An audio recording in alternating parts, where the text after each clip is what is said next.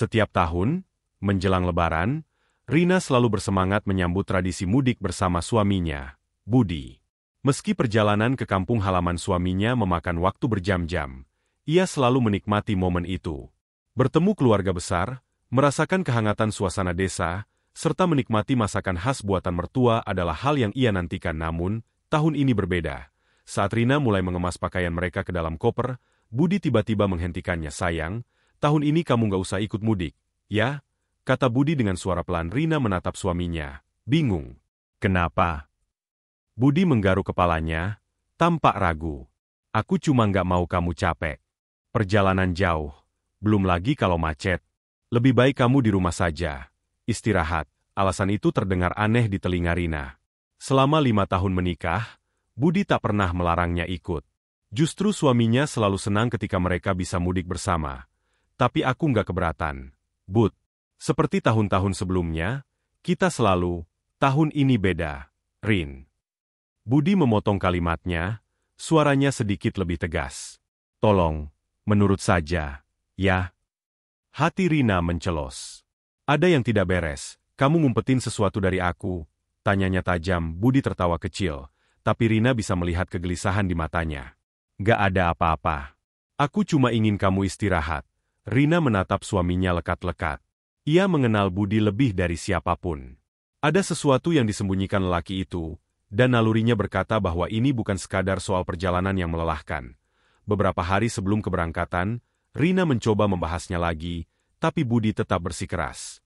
Akhirnya, dengan berat hati, ia hanya bisa mengantar suaminya sampai ke depan rumah saat Budi bersiap berangkat.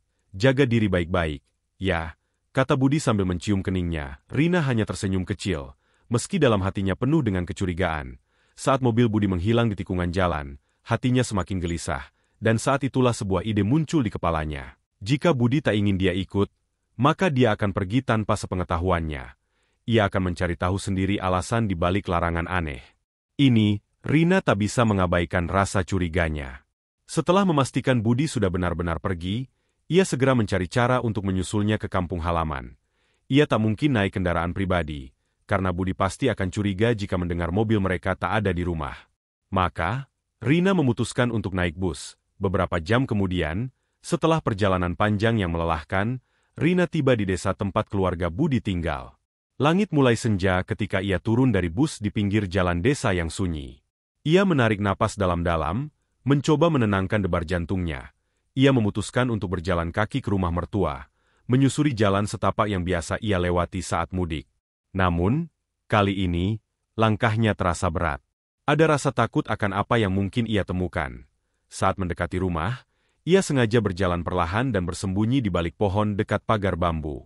Dari celah dedaunan, ia mengintip ke dalam halaman rumah, dan disitulah ia melihat sesuatu yang membuat dadanya mencelos. Pemandangan yang mengguncang. Budi baru saja keluar dari dalam rumah, tetapi ia tidak sendirian. Seorang perempuan muda berjalan di belakangnya, membawa seorang anak kecil yang tampak riang. Anak itu berlari kecil mendekati Budi, lalu memeluknya erat. "Papa!" seru bocah itu dengan suara riang. "Papa!" Rina menahan napas. Ia merasa seolah bumi berhenti berputar. Budi menggendong anak itu dengan wajah penuh kasih sayang, kemudian tertawa kecil sambil mengusap kepalanya. Perempuan di sampingnya juga tersenyum hangat. Seakan-akan mereka adalah satu keluarga bahagia. Rina merasa kakinya melemas. Siapa perempuan itu? Dan lebih penting lagi, siapa anak kecil yang dengan jelas memanggil Budi, "Papa"? Hatinya berdegup kencang. Emosinya bercampur aduk antara marah, bingung, dan sakit hati.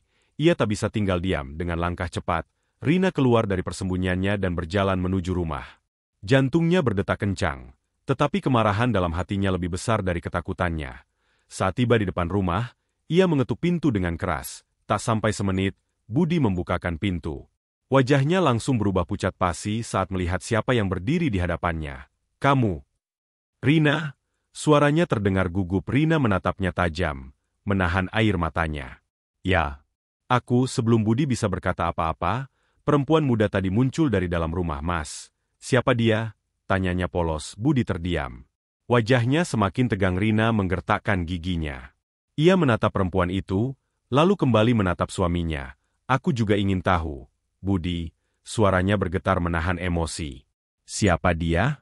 Dan siapa anak itu?" Budi tertunduk, seperti orang yang terpojok dan kehabisan alasan. Akhirnya, dengan suara lirih, ia berkata, "Dia, Lestari. Dan anak itu, namanya Raka. Dia anakku." Dunia Rina runtuh seketika. Dadanya terasa sesak, matanya panas, dan seluruh tubuhnya terasa lemas. Suaminya telah berbohong selama ini. Dan lebih buruk lagi, ia telah memiliki anak dari wanita lain. Rina berdiri membeku di depan pintu rumah mertuanya. Ucapan Budi barusan seolah mengguncang seluruh dunianya. "Dia anakku." Kalimat itu terngiang di kepalanya, seperti gema yang terus berulang. Tangannya mengepal, tubuhnya bergetar. Ia ingin berteriak, ingin marah, ingin menangis, tapi lidahnya terasa keluh. Matanya menatap tajam ke arah suaminya, menuntut penjelasan. "Jadi, selama ini kau sudah punya anak?" Suara Rina nyaris berbisik, tapi syarat dengan kemarahan dan kepedihan. Budi menunduk, tidak berani menatap istrinya. "Rina, aku bisa jelaskan semuanya." Rina terkekeh pahit. "Jelaskan? Setelah bertahun-tahun kau menipuku? Setelah kau melarangku mudik hanya agar rahasiamu tetap aman?" Perempuan yang tadi berdiri di samping Budi, Lestari, melangkah maju dengan wajah bingung. "Mas, siapa dia?" tanyanya pelan. Sorot matanya penuh kebingungan. Rina menatapnya tajam.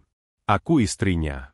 Istri sah yang sudah dinikahi 5 tahun lalu," katanya dengan suara dingin. Lestari langsung menoleh ke arah Budi dengan ekspresi syok. "Mas, apa maksudnya ini?" Budi terlihat semakin panik. Wajahnya memucat, keringat mulai mengalir di pelipisnya. Rina menunggu jawaban. Dadanya sesak, tapi ia harus mendengar semuanya langsung dari mulut suaminya. Akhirnya, dengan suara gemetar, Budi mulai berbicara. "Aku menikah dengan Lestari 3 tahun lalu," katanya pelan. "Orang tuaku yang mengatur semuanya. Mereka bilang aku harus menikahinya karena keluarga kami berutang budi pada keluarganya. Aku tidak bisa menolak." Rina mengernyit, tidak percaya dengan apa yang ia dengar. "Jadi selama ini aku hanya istri yang kau tinggalkan di kota, sementara kau membangun keluarga lain di sini?" Budi menggeleng cepat. "Bukan begitu, Rina. Aku tidak pernah berniat meninggalkanmu. Aku hanya tidak tahu bagaimana harus mengatakannya padamu, tidak tahu bagaimana mengatakannya." Suara Rina meninggi, air mata akhirnya jatuh tanpa bisa ia tahan. "Kau memilih berbohong. Kau membiarkanku menjalani pernikahan ini dengan kebohongan. Sementara di sini, kau punya istri lain dan seorang anak." Lestari, yang sejak tadi diam, kini terlihat semakin terpukul. Ia memandang Budi dengan tatapan terluka. "Mas, kau bilang kau sudah berpisah dengannya. Kau bilang hanya aku istrimu." Suaranya bergetar. Budi terdiam. Ia tidak bisa berkata apa-apa. Rina menatap suaminya dengan penuh kekecewaan. Ia tidak hanya merasa dikhianati, tetapi juga dipermalukan. "Dan sekarang aku mengerti kenapa kau melarangku ikut mudik," Rina berkata, suaranya bergetar oleh amarah. "Karena kau takut aku tahu semua kebohongan ini. Karena kau takut aku menemukan kehidupan rahasia yang kau bangun di belakangku." Budi mengulurkan tangan, mencoba menyentuh Rina, tapi ia langsung menepisnya. "Jangan sentuh aku," katanya dengan nada dingin. "Aku tidak ingin disentuh oleh seorang pembohong." Raka, anak kecil yang tadi berlari-lari di halaman, kini melihat ke arah mereka dengan wajah bingung. Ia tidak mengerti apa yang sedang terjadi. Tidak tahu bahwa ayahnya sedang dihakimi oleh 2 wanita yang sama-sama merasa dikhianati. Rina mengusap air matanya. Ia tahu, ini bukan sekadar perselingkuhan biasa. Ini adalah pengkhianatan yang sudah berlangsung bertahun-tahun, yang telah melibatkan keluarga, perasaan, dan bahkan seorang anak kecil yang tidak bersalah. Dan ia tahu, tidak ada jalan kembali. Rina berdiri di depan rumah mertuanya, menatap suaminya dengan mata yang penuh air mata. Kebohongan yang selama ini disembunyikan Budi akhirnya terbongkar. Ia telah menikah lagi, memiliki anak, dan membangun keluarga lain tanpa sepengetahuan Rina. Budi berusaha meraih tangan Rina lagi, tapi ia mundur selangkah. "Rina, aku benar-benar minta maaf." Suara Budi lirih, wajahnya penuh penyesalan. "Aku nggak pernah berniat menyakitimu. Aku hanya terjebak dalam situasi yang sulit." Rina tertawa pahit. "Terjebak? Kau punya pilihan, Budi. Kau bisa memilih untuk jujur sejak awal. Tapi kau tidak melakukannya. Kau memilih berbohong." Lestari, yang berdiri di samping mereka, terlihat sama terlukanya. Ia memandang Budi dengan mata yang memerah. "Mas, jadi selama ini kau mencintainya?" Suaranya bergetar. "Aku pikir, aku satu-satunya istrimu." Budi menghela napas panjang. Aku mencintai kalian berdua. Jawaban itu membuat Rina merasa seperti ditikam lagi. Ia menggigit bibirnya, menahan isakan yang nyaris pecah. Cinta macam apa yang penuh dengan kebohongan? Rina menatap suaminya tajam. Kau mencintaiku, tapi kau juga mencintainya. Kau mencintainya, tapi kau masih bersamaku. Budi, kau hanya mencintai dirimu sendiri. Budi terdiam. Untuk pertama kalinya, ia tidak bisa berkata apa-apa. Lestari menundukkan kepala. Tangannya mengusap punggung kecil anaknya yang masih tidak mengerti apa yang sedang terjadi. Rina menarik napas panjang. Ia harus membuat keputusan. Tatapan Rina beralih pada Raka, bocah kecil yang berdiri di dekat kaki ibunya. Anak itu tidak bersalah. Ia adalah korban dari kebohongan dan keegoisan orang dewasa. Rina kembali menatap Budi. Hatinya masih sakit, tapi ia tahu, ia tidak bisa terus berada di tempat ini. Ia tidak bisa terus bersama seseorang yang telah mengkhianatinya. Aku sudah memutuskan. Budi, suara Rina akhirnya terdengar tegas meski air mata masih membasahi pipinya. Aku tidak bisa hidup dalam pernikahan yang penuh kebohongan ini. Aku memilih pergi. Budi tampak panik. Rina, jangan. Kita bisa membicarakan ini. Kita bisa cari jalan keluar. Rina menggeleng, lalu tersenyum miris. Kau sudah membuat pilihanmu, Budi. Dan sekarang, aku membuat pilihanku. Tanpa menunggu jawaban, Rina berbalik dan mulai melangkah pergi. Di belakangnya, Budi memanggil namanya berulang kali, tapi ia tidak menoleh. Setiap langkah yang ia ambil terasa berat, seperti meninggalkan sebagian dirinya di sana.